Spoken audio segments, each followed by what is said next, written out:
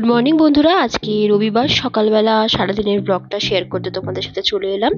সকালবেলা উঠে যথারীতি ঘরের যা মোটামুটি কাজ থাকে সেগুলো সব করে নিলাম, করে নিয়ে চলে গেলাম এবার রান্নার দিকে। আজকে মোটামুটি বাড়ির কাজ তাড়াতাড়ি হয়ে গেছিলো, এখন করে নিচ্ছি, এত গরম তো। চিকেন হয়েছে আমাদের আজকে, দেখো চিকেনের ঝোলটা টকবক করে ফুটছে। তখন প্রায় বেলা ভালোই হয়ে গেছে, আর হয়েছিল লাউ দিয়ে চিংড়ি মাছ। অনেকদিন হয়নি, গরমে আমাদের এখন স্পাইসি একদমই খাওয়া হচ্ছে না।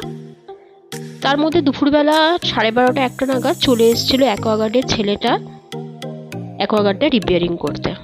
সে কাজটা করানো খুব দরকার ছিল, কারণ অনেক দিন হয়ে গেছিলো অ্যাকোয়াগার্ডের কাজটা আমাদের পেন্ডিং ছিল। গরমের জন্য আমরাও বুকিং পাচ্ছিলাম না, ছেলেগুলো আসতে পারছিল না। আজকে বুকিং পেয়েছি, দেন অ্যাকোয়াগার্ডটা ওয়াশ করিয়ে নিলাম। তারপর আমি স্নান সেরে গোপালকে স্নান করাতে চলে গেলাম।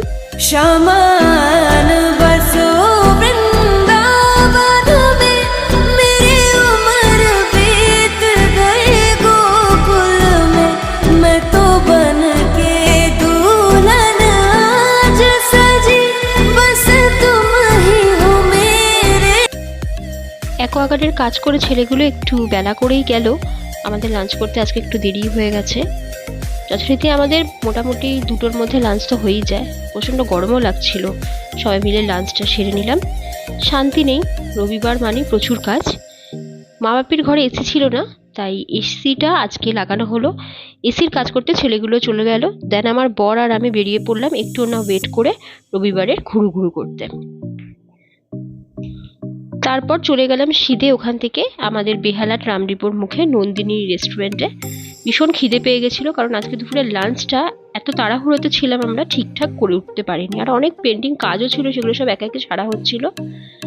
এই দোকানটার রোলগুলো অসাধারণ খেতে, অনেকদিন এগ রোল খাওয়া হচ্ছিল না গরমে। রোলটা খেয়ে আর একটু দেরি না করে সিধে চলে গেলাম একদম আমাদের ধর্মতলায়, মানে আমাদের স্প্ল্যানেট। ওখান থেকে আমি কিছু শপিং করার ছিল, সেই শপিংগুলো সারলাম। করে বেশ অনেকটা রাত্রির হয়ে গেছিলো।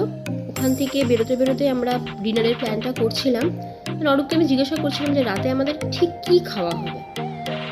স্প্ল্যানেটে শপিংটা সেরে একদম চলে গেলাম গড়িয়াহাটের ওই রাস্তাটা ধরে সিধে যাচ্ছি। রাত্রির প্রায় 10টা।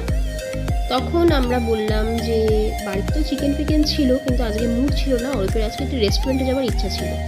এত গরমের জন্য আমরা বললাম চলো পার্সেল নিয়ে নিই। চলে গেলাম সিধে খিদিরপুরে ইন্ডিয়ান রেস্টুরেন্টে।